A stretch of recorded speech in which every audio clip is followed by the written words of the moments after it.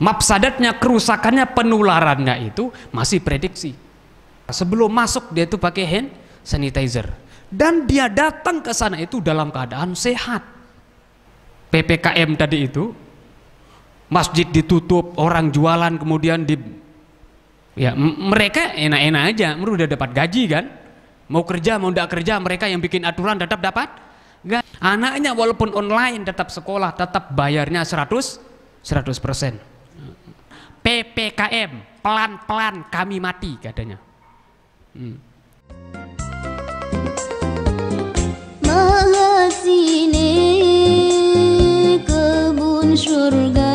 Nah, sekarang kita lihat dampak yang positif dan dampak yang masih hanya prediksi. Ya. Kita lihat ya diri ya. Nah, ini mafsadat, dampak negatif PPKM darurat yang sudah pasti. Mafsadat atau dampak negatif PPKM darurat yang sudah pasti ini. Ini saya tampilkan ada 4. Angka PHK meningkat. Gimana mau tidak di PHK orang? Hadirin. Orang belanja susah. Tidak ada orang yang belanja. Masa orang belanja tidak ada, kemasukan kurang, lalu kemudian karyawan ditetapkan semuanya. Akhirnya terjadilah perampingan karyawan, istilahnya PHK, pemutusan hubungan kerja. Berapa banyak orang yang di PHK itu kerja. Ini udah jelas-jelas kerja itu. Sama bosnya atau sama swalayan manalah. Itu meningkat. Terus angka pengangguran meningkat. Ini tadi udah punya pekerjaan ini. Bisa dibuka toko sendiri. Tapi bingung, pas dibuka tidak ada orang belanja. Kontrakan tetap jalan. Akhirnya bingung, udah tidak usah aja buka, nganggur jadinya. Ini udah pasti ini. Ini namanya al-mafsadah al-muhaqqaqah ini. Mafsadah yang sudah jelas-jelas terjadi. 4. Angka kemiskinan meningkat, tentu otomatis sudah. Kalau orang sudah banyak di PHK, pengangguran banyak, udah ya kitalah masuk dalam kategori zaman masa kini. Miskinun, miskinani, masa kini. Apa di masa kini? Orang-orang miskin. Masa kini zaman sekarang, masa kini miskin-miskin gitu. Banyak orang miskin. Perubahan profesi yang tidak jelas. Nah, ini. Yang tadinya ustadz berubah jadi sopir online. Sudah jadi sopir online, udah PPKM. Hanya boleh ailallah tabarakallah. Bingung. Terus ada juga seorang ustadz nih. Udah profesi jadi apa? Penjual nasi bungkus. Kaputan jual ke ustadz. Nasi bungkus.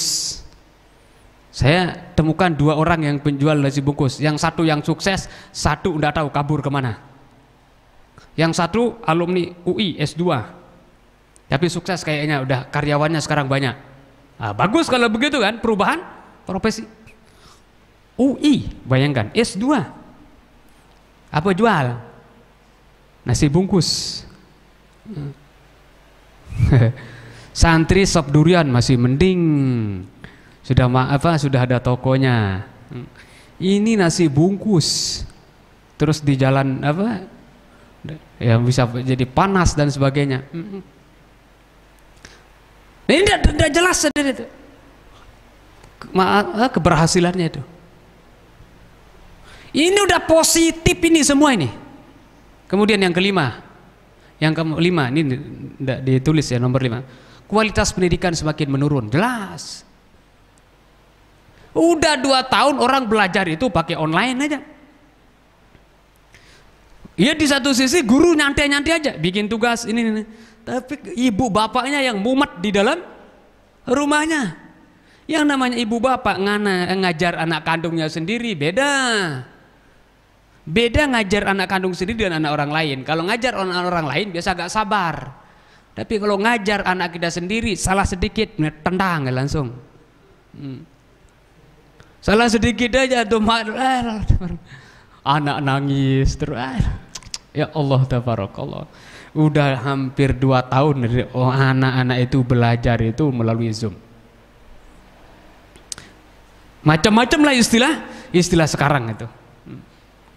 Anak-anak itu setelah dia ikut hanya sekedar absen aja. Kita tidak lihat gambarnya masih ada atau tidak. Lihat tinggalin aja itu gurunya itu. Ya Allah tabarakallah. Bagaimana pendidikan kita itu mau berkualitas? Padahal ya tadi masalah mafsadahnya itu masih prediksi. Mafsadatnya, kerusakannya, penularannya itu masih prediksi. Kenapa dikatakan prediksi? Ya tadi pakai protokol kesehatan, jaga jarak. Yang kedua pakai masker. Sebelum masuk dia itu pakai hand sanitizer. Dan dia datang ke sana itu dalam keadaan sehat. Nah, ini kan termasuk dalam kategori al-mafsadatul mauhumah. Mafsadah yang masih tingkat prediksi.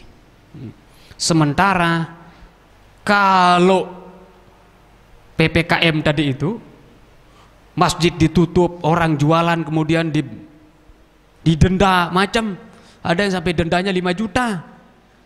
Orang dapatnya mungkin 100.000 loh, dendanya 5 juta ya, untuk memberikan efek jerah aja mungkin. Cuma ya mereka enak-enak aja, mereka udah dapat gaji kan, mau kerja mau tidak kerja, mereka yang bikin aturan tetap dapat gaji. Ini yang tidak dapat gaji harus bayar listrik, harus bayar kontrakan, harus bahkan bayar makan minum anaknya, biaya pendidikan anaknya. Anaknya walaupun online tetap sekolah, tetap bayarnya 100%. Gimana orang tidak puyeng hidupnya itu kalau terus menerus seperti ini hadirin. Makanya ada orang yang memberikan kepanjangan PPKM, pelan-pelan kami mati katanya. Ya secara berlahan-lahan ya, tadi itu akhirnya stres. Setelah stres otomatis imunitas, kekebalan tubuh turun. Udah cepat sekali untuk diserang oleh apa? Oleh penyakit.